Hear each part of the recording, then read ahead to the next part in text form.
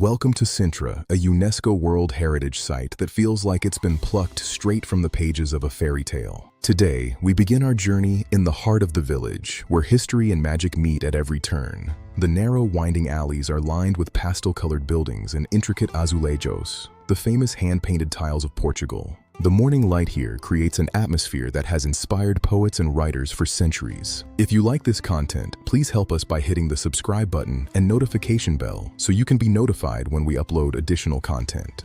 You can't visit the center without stopping for a travesseiro, a delicious almond-filled puff pastry that is a local legend. There's a unique rhythm here, a blend of traditional Portuguese life and the influx of curious travelers. Just a few steps from the shops, the landscape opens up to reveal the striking silhouette of the National Palace. Just a few steps away, the National Palace stands tall, the best-preserved medieval royal residence in Portugal. It served as a royal retreat for over 6 centuries, evolving through Gothic and Moorish styles. As we step inside, the scale of the royal history becomes even more apparent. The swan room is breathtaking, with 27 swans painted on the ceiling, each in a different pose. Then there's the magpie room, where the ceiling is covered with birds, a clever royal response to courtly gossip. The Palatine Chapel showcases the deep Moorish influence on the region's architecture. Perhaps most stunning is the coats of arms room, featuring the heraldry of 72 Portuguese noble families. Looking up from the kitchens, you realize the scale of those chimneys. They were built to keep the air clear during massive royal banquets.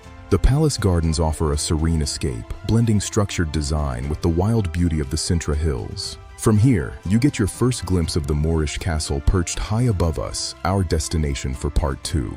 Back in the village, the craftsmanship of the local people is on full display, from pottery to fine court goods. As the afternoon progresses, the atmosphere in Sintra shifts, becoming even more mysterious and inviting. There are so many hidden corners here, each with its own story to tell. The heart of Sintra is a living museum, a place where the past feels very much alive in the present. We've only just begun to scratch the surface of what this magical town has to offer. In the next part, we'll climb higher into the clouds to explore the ancient Moorish castle. In part 2, we'll climb to the Moorish castle.